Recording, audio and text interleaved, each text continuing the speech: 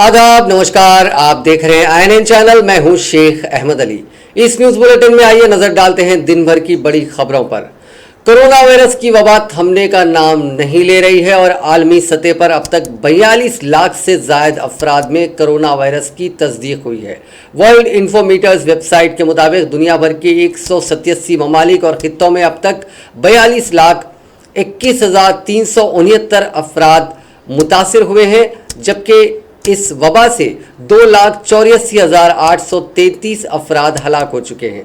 America में corona virus से दुनिया में सबसे ज्यादा 13,70,000 से ज्यादा कोरोना के केसेस सामने आए हैं।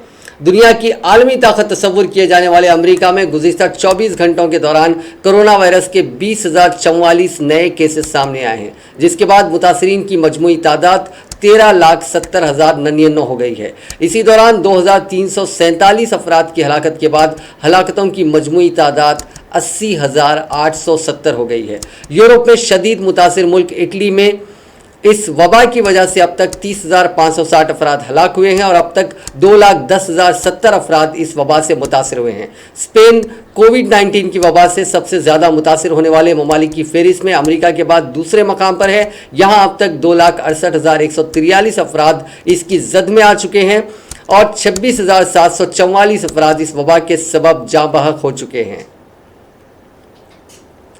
हिंदुस्तान में कोरोना वायरस का इन्फेक्शन तेजी से फैल रहा है और पहली बार एक दिन में 4,000 से जायद नए केसेस सामने आए हैं। गुज़िश्ता 24 घंटों में मुल्क के मुख्तलिफ हिस्सों में कोरोना के 4,213 नए केसेस सामने आने के बाद कोरोना मुतासरीन की तादाद 67,000 से जायद हो गई है और इस दौरान 97 अफराद हलाक हुए हैं। मजमूई तौर पर मरने वालों की तादाद 2,206 हो गई है। मुल्क में कोरोना इन्फेक्शन के लगातार बढ़ने के बावजूद एक मुस्बित पहलू ये भी है कि इस बीमारी से सेहतयाब होने वालों की तादाद में भी इजाफा हो रहा है और ऐसे अफराद की तादाद 20,000 से ज़ायद हो गई है। मरकजी वजारत सेहत की जानिब से पीर के रोज़ जारी किए गए आदाद शुमार के मुताबिक मुल्क की मुख्तलिफ रियासतों और मरकज़ के ज़ेर इंतज़ाम इलाक़ों में इससे अब तक 67,152 अफराद कोरोना वायरस से मुतासिर हुए हैं और 2,206 अफराद हलाक हुए हैं। वहीं अब तक 20,917 मरीज सेहतयाब भी हुए हैं और उन्हें मुख्तलिफ अस्पतालों से फारिग कर दिया गया। वजारत ने सेल्फ आइसोलेशन और होम आइसोलेशन के लिए मियार कायम करने और 24 घंटे निगहदाश्त करने वालों की दस्तियाबी और मतलूबा सहूलियात के पेश नज़र नजर सानी हिदायत जारी की हैं। हुकूमत ने मरीजों और उनकी देखभाल करने वालों के लिए भी हिदायत जारी की हैं। मुल्क में कोरोना से सबसे ज़्यादा मुतासिर महाराष्ट्र है और इसकी वजह से रियासत की हालत मुसलसिल बिगड़ रही है। वज़ीर-ए-आज़म नरेंद्र मोदी ने आज कहा है कि मुल्क में कोरोना वायरस के जोग्राफियाई फैलाव का पता चलने के बाद हमें इस वबा के खिलाफ अब पूरी तवज्जो और इर्तिकाज़ के साथ जंग लड़ना होगा और उसके फैलाव पर रोक लगाना यकीनी बनाएंगे। कोरोना वायरस की वजह से मुल्क भर में नाफिज लॉकडाउन के तीसरे मरहले के 17 मई को ख़त्म होने से पहले मोदी ने आज एक वीडियो कॉन्फ्रेंसिंग के जरिए एक मीटिंग में तमाम रियासतों और मरकज़ के ज़ेर इंतज़ाम इलाक़ों के वज़राए आला के साथ सूरत हाल का जायज़ा लिया और आगे की हिकमत अमली पर तबादला ख्याल किया। ज़राए के मुताबिक मोदी ने कहा कि अब हमें मुल्क में कोरोना वायरस के जोग्राफियाई फैलाव का पता चल गया है, तो अब उसके खिलाफ मुकम्मल फोकस यानी इर्तिकाज़ के साथ जंग लड़ने की ज़रूरत है। ये काफ़ी अहम समय है। हमने देखा कि जो श्रमिक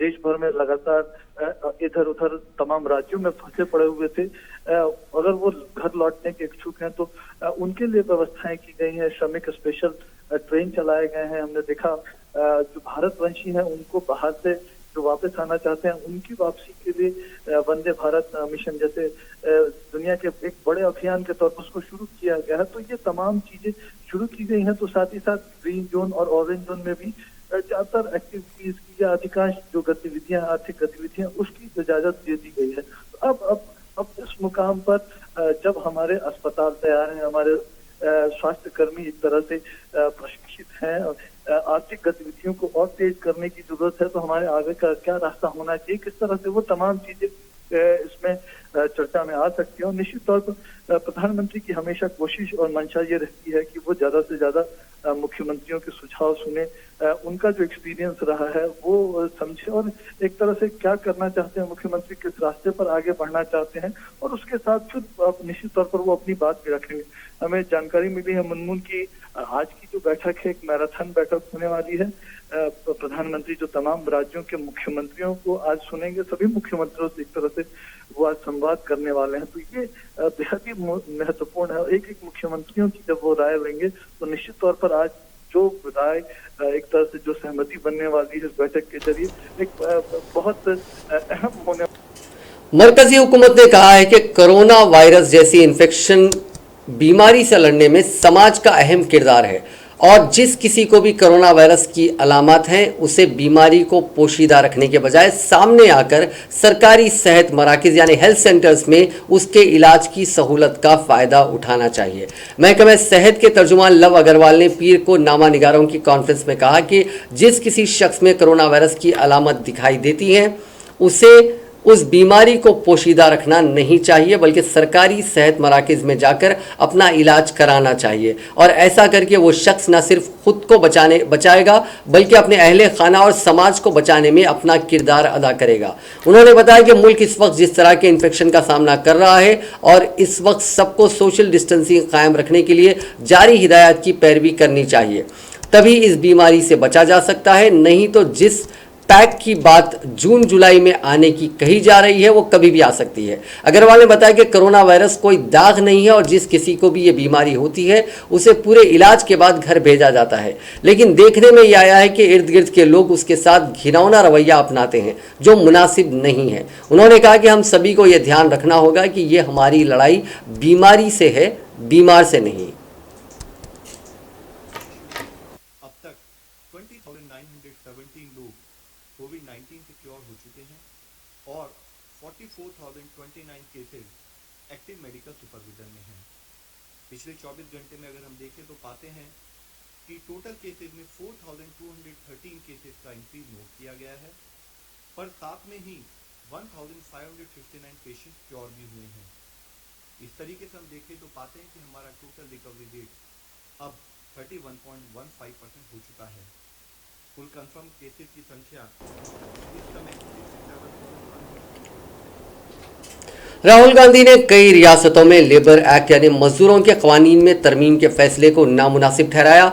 उन्होंने आज एक अपने ट्वीट में लिखा कि कई रियासतों के जरिए लेबर एक्ट में तरमीम की जा रही है। हम कोरोना के खिलाफ मिलकर जद्दोजहद कर रहे हैं, लेकिन ये हुकूक इंसानी को रौंदने, गैर महफूज काम के मकाम की इजाज़त, मजदूरों के इस्तेहसाल और उनकी आवाज़ को दबाने का बहाना नहीं हो सकता। इन बुनियादी उसूलों पर कोई समझौता नहीं हो सकता।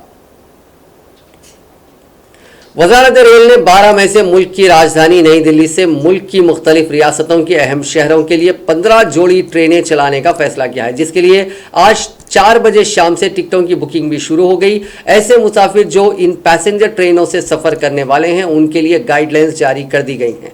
गाइडलाइंस जारी करते हुए रेलवे सिक्योरिटी फोर्स के डायरेक्टर जनरल ने कहा कि उन मुसाफिरों को ट्रेन छूटने से 90 मिनट पहले रेलवे स्टेशन पर पहुंचना होगा। उन्होंने कहा कि ट्रेन छूटने के 15 मिनट पहले रेलवे स्टेशन पर लोगों का दाखिला बंद कर दिया जाएगा। काबिल जिक्र है कि वज़ारत रेल ने मजदूरों के लिए चलाई जा रही ट्रेनों के अलावा 12 मई से 15 खुसूसी ट्रेनें चलाने का फैसला किया है। ये सभी ट्रेनें नई दिल्ली से मुल्क के अहम शहरों के लिए चलाई जाएंगी ताकि ज़रूरतमंद लोग अपने घर पहुंच सकें। ऐलान के मुताबिक सभी ट्रेनों का ऑपरेशन नई दिल्ली रेलवे स्टेशन से होगा, जो हिंदुस्तान के 15 शहरों तक मुसाफिरों को पहुंचाने में मदद करेंगे। वज़ारत रेल ने इतवार को इन पैसेंजर ट्रेनों का ऑपरेशन शुरू करने का ऐलान किया था। ये सभी ट्रेनें मुकम्मल तौर से AC कोच वाली होंगी और उनका किराया भी ज़्यादा होगा। जानकारी के मुताबिक उनका किराया राजधानी एक्सप्रेस के किराया जितना होगा और इसमें डायनामिक प्राइसिंग भी नाफिज रहेगी। इसमें तत्काल और प्रीमियम तत्काल की सहूलत नहीं होगी। एक कोच की सभी 72 सीटों के लिए बुकिंग होगी और बगैर कंफर्म टिकट के कोई भी स्टेशन में दाखिल नहीं हो सकेगा। इन ट्रेनों में सफ़र के लिए मुसाफिरों को ट्रेन की टाइमिंग से 90 मिनट पहले स्टेशन पहुंचना होगा। इसके बाद वहां मुसाफिरों की स्क्रीनिंग होगी और सेहतमंद पाए जाने वाले मुसाफिर ही सफ़र कर पाएंगे। सफ़र के दौरान मुसाफिरों के लिए चेहरे पर मास्क लगाना ज़रूरी होगा। इन ट्रेनों के सभी कोचेस AC होंगे, लेकिन कंबल, तौलिया और चादर की सहूलत नहीं मिलेगी। पूरी ट्रेन में दर्जे हरारत जनरल रखा जाएगा। आंध्र प्रदेश में कोरोना वायरस के 38 नए मुस्बित मामलात दर्ज हुए हैं। महकमे सेहत की जानिब से पीर को नए मामलात के सिलसिले में बुलेटिन जारी किया गया। नए मामलात के साथ ही कोरोना वायरस के मरीजों की रियासत में तादाद बढ़कर 2018 तक जा पहुंची। रियासत में 975 सरगर्म मामलात हैं। 998 अफराद रुबे सेहत हुए हैं, जिनको घर जाने की इजाज़त दे दी गई है। गुज़िश्ता 24 घंटों के दौरान किसी की भी इस वबा से मौत नहीं हुई है। आंध्र प्रदेश में कोरोना वायरस वबा के पेश नज़र ताज़ा सूरत हाल का जायजा लेने के लिए मरकज की खुसूसी टीम ने जिले करनूल का दौरा किया। गुज़िश्ता चंद दिनों से इस तेलुगु रियासत में मोजी मर्स के मुतासरीन की तादाद में बतदरीज इजाफा होता जा रहा है। अपने दौरे के हिस्से के तौर पर इस खुसूसी टीम ने जिले करनूल का दौरा किया, जहां कोरोना मुतासरीन की तादाद ज़्यादा है।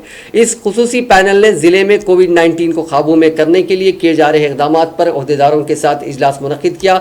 कलेक्टर के दफ्तर में ताज़ा सूरत हाल पर तबादला ख्याल किया गया। इस वफद ने अहदेदारों से पूछा कि अब तक इस जिले में कितने मुस्बित मामला दर्ज किए गए हैं, रेड जोन में क़याम करने वालों के लिए क्या सहूलियात फराहम की गई हैं, कोरोना वायरस से रुबे सेहत होने वालों की तादाद कितनी है, मुतासरीन के लिए जिले में कितने अस्पताल दस्तियाब रखे गए हैं, जैसे सवालात किए और तफसीलात तलब की। इस टीम के अरकान all India institute of public health की director doctor Madhumati Dubey, professor Sanjay और दूसरे शामिल थे। जिले में आज इस वबा के 9 नए मामला दर्ज किए गए हैं। तेलंगाना में कोरोना के केसेस में आज फिर इजाफा देखा गया। महकमे सेहत के मुताबिक आज 79 केसेस दर्ज हुए हैं। ये तमाम केसेस जीएचएमसी के हुदूद में दर्ज हुए हैं, जबकि अजला से कोई नया केस सामने नहीं आया। फिलवक्त 444 मरीजों का इलाज किया जा रहा है और 801 मरीज अब तक डिस्चार्ज हो गए हैं, जिनमें आज 50 मरीज भी शामिल हैं।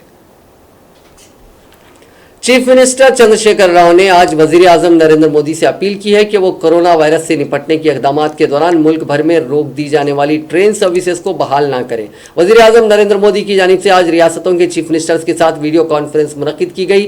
वीडियो कॉन्फ्रेंस में हिस्सा लेते हुए चीफ मिनिस्टर ने नरेंद्र मोदी को कई मशवरे और तजावीज़ दिए, जिसमें रियासतों के कर्जों को रीशेड्यूल करने, FRBM की हद में इजाफा करने और हर रियासत के मजदूरों को उस रियासत में दाखिल होने की इजाज़त देने का मशवरा दिया। उन्होंने उम्मीद जाहिर की है कि जुलाई अगस्त तक कोरोना वायरस का वैक्सीन आ जाएगा। ये वैक्सीन भी हिंदुस्तान की जानिब से तैयार किया जाएगा और ख़ास तौर पर ऐसी उम्मीद है कि ये वैक्सीन हैदराबाद में ही तैयार होगा।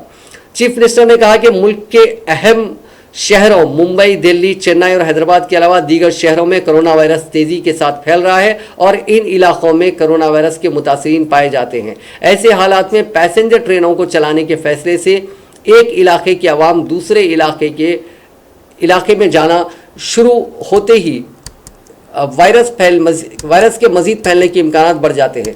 कौन किधर जाने वाला है इसका किसी को इल्म नहीं होता और कौन वायरस से मुतासिर है इसका भी कोई इल्म नहीं होता। इसलिए हर एक का टेस्ट मुमकिन नहीं है और ट्रेनों से आने वाले मुसाफिरीन को क्वारंटाइन करना भी मुश्किल हो जाएगा। इसलिए फिल फॉर तौर पर पैसेंजर ट्रेन चलाने का फैसले पर नजरसानी करें। उन्होंने कहा कि कोरोना वायरस फिलहाल हमें छोड़कर जाने के मौक़िफ़ में नहीं दिखाई दे रहा, इसलिए कोरोना के साथ हमें जीना पड़ेगा। इसके लिए पहले अवाम में पाए जाने वाले डर खौफ को निकालने की ज़रूरत होगी और कोरोना के साथ ज़िंदगी बसर करना सीखना होगा। चीफ मिनिस्टर ने कहा कि कोरोना वायरस के वैक्सीन की तैयारी के लिए कोशिशें जारी हैं। हमें उम्मीद है कि वैक्सीन हिंदुस्तान बिलखुसूस हैदराबाद से ताल्लुक़ रखने वाली कंपनी तैयार करेगी। जुलाई और अगस्त तक वैक्सीन आने के इम्कानात हैं। वैक्सीन आने के बाद हालात में तब्दीली आ सकती है। KCR ने कहा कि कोरोना वायरस को रोकने के लिए रियासती हुकूमत तमाम इक़दाम कर रही है। महकमे सेहत को मुतहरिक कर दिया गया।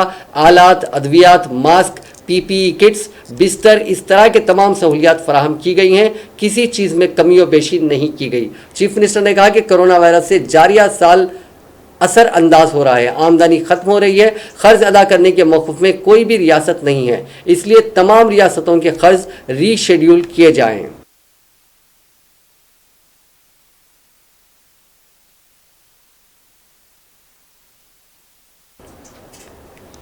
तेलंगाना में पीर के दिन से तमाम सरकारी कामकाज का आगाज हो गया। हुकूमत ने जियो नंबर 64 जारी करते हुए कहा कि ऑरेंज और ग्रीन जोन के तमाम इलाकों के 100% मुलाजमीन हाजिर होंगे, जबकि रेड जोन के 33% मुलाजमीन को एक के बाद एक खिदमात से रुजू होना होगा। हुकूमत ने इंफॉर्मेशन टेक्नोलॉजी कंपनियों की कुशादगी के अहकाम जारी कर दिए हैं, लेकिन उन कंपनियों को 3 शिफ्ट में 33 मुलाजमीन के साथ काम करने की इजाज़त दी गई। दफातर में समाजी फासला और सफाई के तमाम उमूर पर सख्ती से पाबंदी करने की हिदायत दी गई है।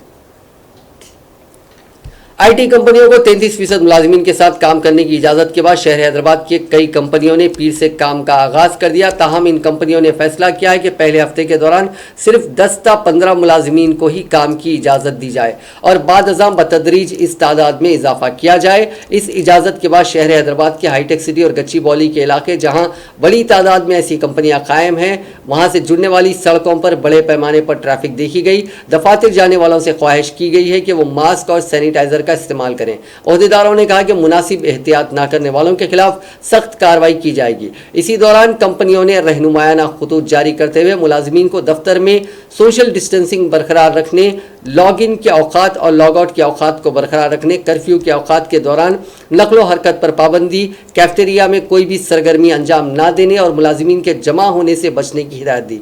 तकरीबन 10 लाख अफराद ने आज से दफ्तर जाना शुरू कर दिया है और बकिया अफराद अपने घरों से ही काम करेंगे। दूसरी तरफ रेड जोन के इलाकों की कंपनियों को बाज़ रियायतें दी गई हैं। गुज़िश्ता 47 दिनों से ये कंपनियां सिर्फ 5% वर्कफोर्स के साथ काम कर रही थी।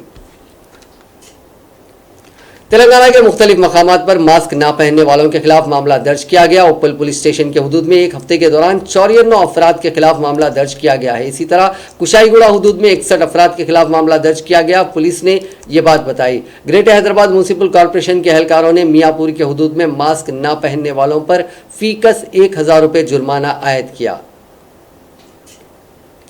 वंदे भारत मिशन के तहत अमेरिका में फंसे 118 हिंदुस्तानी बाशिंदों को हैदराबाद वापस लाया गया। एयर इंडिया के तैयारे AC-1617 के तहत इन मुसाफिरीन को सैन फ्रांसिस्को से बराह मुंबई आज सुबह 9:22 शहर हैदराबाद के GMR इंटरनेशनल एयरपोर्ट लाया गया। लॉकडाउन की वजह से तमाम अफराद अमेरिका में ही फंसे हुए थे। एयरपोर्ट पर ओहदेदारों की जानिब से उनकी थर्मल स्क्रीनिंग का काम अंजाम दिया गया। बाद अज़ां उनको शहर के मुख्तलिफ मकामात पर कायम किए गए आइसोलेशन सेंटर्स मुंतकिल किया गया, जहाँ ये अफराद 14 दिनों तक आइसोलेट रहेंगे। तेलंगाना आरटीसी को लॉकडाउन के दौरान अब तक 750 करोड़ रुपए का नुकसान हो चुका है। इसकी भरपाई के लिए तेलंगाना हुकूमत मजीद 14 अजला को ग्रीन जोन में तब्दील होने के बाद 15 मई से बस सर्विसेज का आगाज करने पर गौर कर रही है। तेलंगाना के 25 अजला में बस सर्विसेज के आगाज करने के लिए मनसूबाबंदी की जा रही है। ज़राए के मुताबिक लॉकडाउन मुकम्मल तौर पर ख़त्म होने तक शरहों में 50% इजाफा करने का मंसूबा है। लॉकडाउन मुकम्मल होने के बाद फी किलोमीटर 20 पैसे इजाफा किया जा सकता है। मरकजी हुकूमत के रहनुमायाना खुतूत के मुताबिक लॉकडाउन के दौरान बस में गुंजाइश मुसाफिर की निस्फ तादाद को ही सफ़र करने की इजाज़त दी जाएगी। बस में सफ़र करना है तो मास्क लाजमी होगा। बस में सवार होने से पहले मुसाफिर का स्क्रीनिंग टेस्ट किया जाएगा। दही इलाकों में पल्ले वेलुगू में 56 अफराद की सफ़र करने की गुंजाइश होती है, लेकिन सिर्फ 23 अफराद को ही सफ़र करने की इजाज़त दी जाएगी। कांग्रेस के साबिक रुकन असेंबली एम शशिधर रेड्डी ने कहा है कि पोतिरेड्डी पाड़ू के मामले में तेलंगाना हुकूमत क्यों खामोश है। मीडिया से बात करते हुए उन्होंने कहा कि माजी में केसीआर ने इस बारे में एहतजाज किया था। उन्होंने कहा कि पोतिरेड्डी पाड़ू के जरिए रायलसीमा को पानी मुंतकिल किया जा रहा है, इसके बावजूद तेलंगाना हुकूमत खामोश है। यौमिया 10 TMC पानी मुंतकिल करने की आंध्रा हुकूमत कोशिश कर रही है। उन्होंने कहा कि इस मामले में जगनमोहन रेड्डी और केसीआर के दरमियान कोई खुफिया माहिदा हुआ है। पानी के लिए तेलंगाना हासिल करने वाले केसीआर ने रियासत के मफादात को गिरवी रख दिया है। पिछले दिनों में आंध्र प्रदेश सरकार चीफ मिनिस्टर जगनमोहन रेड्डी साहब ने दिसंबर में ऐलान किया था कि श्रीशैलम डैम के बैकवाटर्स में जो पोतिरेड्डी पाड़ू का हेड रेगुलेटर है उसकी कैपेसिटी को दुगना करेंगे। हमने तेलंगाना चीफ मिनिस्टर चंद्रशेखर राव साहब से सवाल किया था कि उनका क्या रवैया है, क्योंकि पोतिरेड्डी पाड़ू हेड रेगुलेटर पहले 11,000 क्यूसेक की कैपेसिटी का था।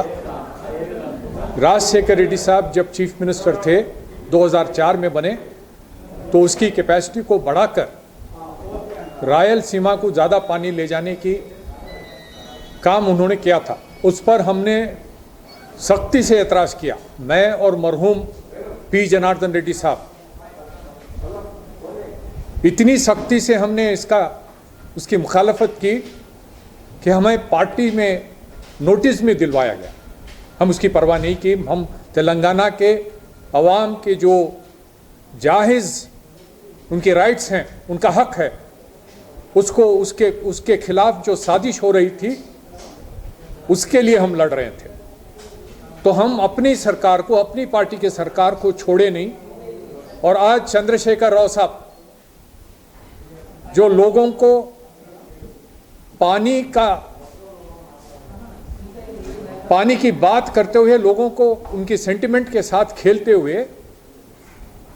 ये कहते हुए कि आंध्रा के लोग पानी का लूट कर रहे हैं, तेलंगाना।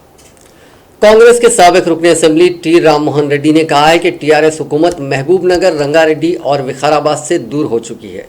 कृष्णा बोर्ड की मंजूरी के बगैर आंध्रा हुकूमत तेलंगाना के साथ नाइंसाफी कर रही है। इस मामले में कांग्रेस पार्टी कानूनी लड़ाई लड़ेगी। साबिक रुकने पार्लियामेंट के विश्वेश्वर रेड्डी ने कहा है कि मुत्तहिदा आंध्रा में तेलंगाना के साथ नाइंसाफी की वजह से तेलंगाना हासिल किया गया, लेकिन तेलंगाना में विकाराबाद जिले के साथ नाइंसाफी हो रही है। उन्होंने हुकूमत से मुतालबा किया कि फौरन विकाराबाद में केनाल के कामों का टेंडर तलब करते हुए कामों का आगाज किया जाए। उन्होंने कहा कि माजी में कांग्रेस पार्टी एहतजाज करने पर उन्हें गिरफ्तार किया गया था। अब हुकूमत ही अवाम के साथ नाइंसाफी कर रही है। जनाब केसीआर साहब, मैं अभी जलपल्ली म्यूनसिपालिटी जाके आया, वहाँ वाड़े मुस्तफ़ा और क्यूबा कॉलोनी जाके आया। हम वो रेशन जो है डिस्ट्रीब्यूशन करने के लिए गया, मगर लोग जो हैं वहाँ पीने का पानी नहीं मिल रहा साहब, बल्कि पूछ रहे पीने का पानी चाहिए हम लोगों को। हर चीज परेशान, पीने का पानी होना, खाने का पानी भी होना, पानी होना सर। हम लोग पीने का पानी नहीं, पीने का पानी राशन होना है, हर चीज की जरूरत है। पीने का पानी चाहिए साहब। क्या हुआ साहब? सुनहरा तेलंगाना बोले, उन लोग बोल रहे सुनहरा तेलंगाना नको साहब, सिर्फ पीने का पानी चाहिए साहब। एक तरफ पीने का पानी नहीं है और ये लॉकडाउन देखे, कोरोना लॉकडाउन देखे, ये मौका मिला आपको। पूरा कृष्णा के पानी पूरा रायलसीमा को दे रहे साहब। रायलसीमा तेलंगाना में नहीं है साहब, हमारे कुबा कॉलोनी में तेलंगाना में है, हमारे जलपल्ली तेलंगाना में है, हमारे रंगारेड्डी विकाराबाद तेलंगाना में है। पहले आप तेलंगाना को देख लो साहब, बाद में रायलसीमा को देख लो। अब तो जल्दी से जल्दी पानी भिजाओ। कोरोना वायरस के टेस्ट में इजाफा, गैर आबाद मजदूरों को इमदाद, पोतिरेड्डी पाड़ू के जरिए आंध्रा को इजाफी पानी हासिल करने के खिलाफ अपोजिशन जमातों का कुल जमाती इजलास मखदूम भवन में मुनक्किद हुआ, जिसमें कांग्रेस, तेलुगु देशम, सीपीआई, टीजेएस और इंटी पार्टी के कायदीन ने शिरकत की। इस इजलास में हुकूमत से मुतालबा किया गया कि कोरोना वायरस के ज़्यादा से ज़्यादा टेस्ट करने की ज़रूरत है, तभी तेलंगाना में कोरोना वायरस की हकीकी तस्वीर सामने आने लगेगी। इसके अलावा हुकूमत किसानों के साथ नाइंसाफ़ी कर रही है। अगर हुकूमत की मर्जी के खिलाफ किसान काश्त नहीं करेंगे तो उन्हें रईतु बंधु स्कीम की रकम से महरूम रखा जा रहा है, जो बिल्कुल ठीक नहीं है। फाइल पर बात किए थे, एक जो है कोविड जो टेस्ट करने का है, हाईकोर्ट भी बोले इतना कम क्यों करते हैं, ये सही तरीका नहीं है। तो दिल्ली से सरकार ने भी पूछा हैदराबाद से, यहाँ की मिनिस्टर से, कि ये टेस्ट बढ़ाना चाहिए। तो हमारा ये पहला डिमांड है। दूसरा, हम ये बताना चाहते हैं कि सरकार कुछ यहाँ की किसानों के ऊपर ज़बरदस्ती अपना कुछ क्रॉप थोड़ा बदलाव ले आने का कोशिश में है। अगर हम जो बोलते हैं वो अगर पैदा नहीं करते तो आपके लिए जो रईतु बंधु में पैसा देते वो पैसा नहीं देंगे। ये तरीका सही नहीं है। जो अपने आप हर किसान को जानते हैं क्या उन्हें वहाँ कल्टीवेट करना, कैसा करना, उनको भी तजुर्बा है, उन्हें भी इंसान है, उनको कदर करना, उनका तजुर्बा को कदर करना सरकार का फ़र्ज़ बनता है। और उसको समझकर कुछ सरकार उनको सलाह सुझाव दे सकते, उनको कुछ बदलाव ले आने का है तो उसको सही तरीके से पॉलिसीज़ बना सकते हैं। ये हमारा सरकार के लिए हमारा सूचना विनती है।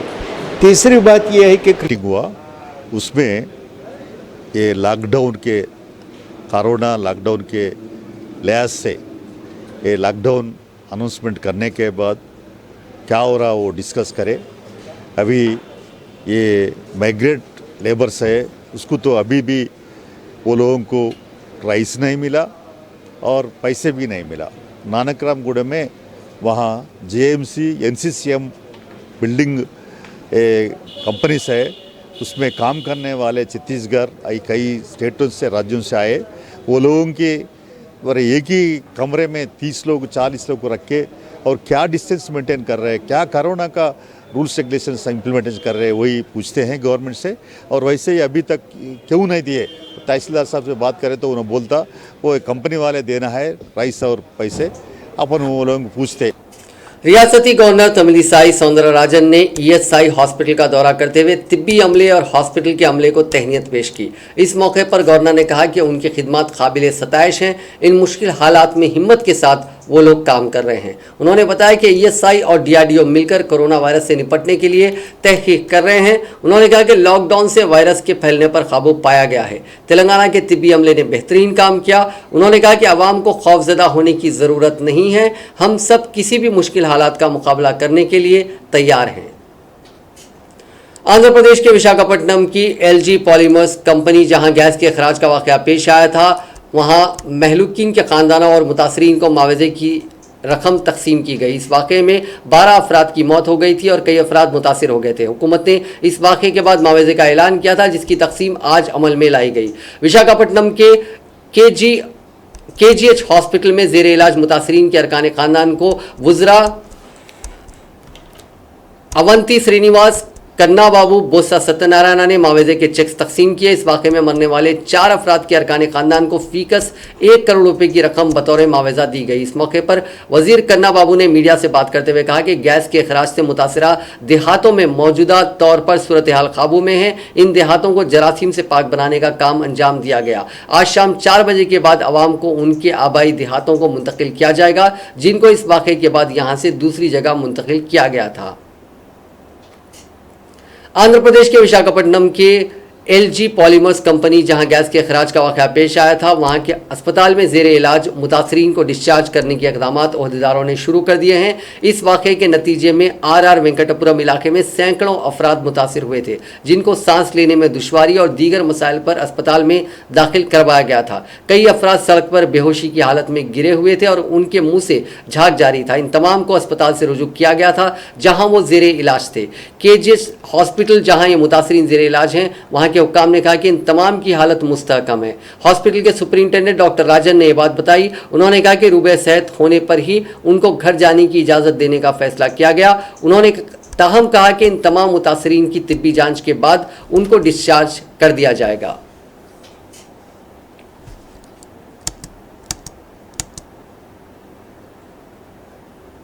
लॉकडाउन के दौरान जब शराब की दुकानात को खोलने की इजाज़त दे दी गई तो मानो ऐसा महसूस हो रहा था जैसे शराबियों की ईद हो गई। बाद शराबी तो सुबह तड़के शराब की दुकान खुलने से पहले ही दुकान के सामने जमा हो गए और शराब की दुकानात के सामने करीब 1 किलोमीटर तवील कतारें भी देखी गईं। बाद शराबी खुशी में नाच रहे थे तो बाज हसरत से दुकान के शटर को देख रहे थे। तमाम मैदानों में मर्द हजरात के शाना बशाना खड़ी होने वाली खवातीन इस मैदान में पीछे नहीं थी, वो भी शराब खरीदने के लिए सरेआम कतार में खड़ी हुई थी। हुकूमतों की जानिब से शराब से होने वाली आमदनी को नजर में रखते हुए शराब खोल दी गई। हालांकि शराब की दुकानात के सामने समाजी फासले की धज्जियां उड़ाई जा रही हैं, लेकिन क्या करें, मजबूरियां हैं, वरना आमदनी ठप हो जाएगी। तेलंगाना में जुमला 2212 वाइन शॉप्स हैं, जिनमें से 2093 दुकानात को खोलने की इजाजत दे दी गई। तेलंगाना में शराब की दुकानात खोलने के पहले दिन करीब 110 करोड़ की शराब फरोख्त हुई। तब से लेकर अब तक करोड़ों रुपए की शराब फरोख्त हो चुकी है। हालांकि वाइन शॉप्स के लिए गाइडलाइंस जारी किए गए हैं, लेकिन ऐसा महसूस होता है कि इस पर अमल आवरी नहीं की जा रही है। मुल्क की तमाम रियासतों में सबसे ज्यादा शराब आंध्र प्रदेश, तेलंगाना, तमिलनाडु, कर्नाटका, केरला में फरोख्त होती है। एक हिसाब से यह कहा जा सकता है कि हुकूमत की आमदनी का सबब बनने वाले ज्यादातर शुरफा का ताल्लुक उन्हीं रियासतों से है। Credit trading information services of India limited के सर्वे के मुताबिक मुल्क भर में तैयार की जाने वाली शराब का 45% हिस्सा इन रियासतों में फरोख्त होता है। इस फहरिस्त में तमिलनाडु नंबर 1 है। मुल्क में तैयार होने वाली शराब का 13% हिस्सा इसी रियासत में इस्तेमाल होता है। इसके बाद तमिलनाडु का नंबर है जहां 12% शराब इस्तेमाल की जाती है। इसके बाद अगर हम बात करें तो कौमी सतह पर तैयार होने वाली शराब का 6% हिस्सा तेलंगाना, 7% हिस्सा आंध्र प्रदेश और 5% हिस्सा केरला में इस्तेमाल होता है। रियासत केरला की आबादी 3 करोड़ 30 लाख के करीब है। रियासत में 15% रेवेन्यू शराब से होती है और शराब से होने वाली आमदनी के हुसूल में यह रियासत टॉप पर है। तमिलनाडु हुकूमत की 15% आमदनी का हुसूल शराब पर ही है। अगर शराब से रियासतों को होने वाली आमदनी का हिसाब किया जाए तो मालूम होगा कि आंध्र प्रदेश को 11%, तेलंगाना को 10% आमदनी शराब से होती है। इन 5 रियासतों के साथ दीगर रियासतों दिल्ली, पंजाब, उत्तर प्रदेश, मगरबी बंगाल, मध्य प्रदेश, राजस्थान को शामिल कर लिया जाए तो इन तमाम रियासतों में 75% शराब का इस्तेमाल किया जाता है। हुकूमत की जानिब से शराब की फरोख्त की इजाज़त के बाद कई खवातीन ने नाराज़गी का इजहार किया। उनका कहना है कि पहले ही उनके घर के मर्द लॉकडाउन की वजह से काम ना होने के सबब घरों में हैं और शराब के लिए वो घर में रखी जमा पूंजी खर्च कर रहे हैं। इसके अलावा शराब पीकर घर में हंगामा अलग किया जा रहा है और कई खवातीन ने घरेलू तशद्दुद की भी शिकायत की है। शराब खुलने से जहां हुकूमत की आमदनी के रास्ते खुल गए, शराबियों के भी वारे न्यारे हो गए। ऐसे में अगर किसी के घर चूल्हा जलने के बजाय शराब की बोतल खुलती है तो इसका जिम्मेदार कौन है? इस घर के भूखे बच्चों को कौन खिलाएगा? शायद ये सवाल ऐसे हैं जिसका जवाब मुश्किल है।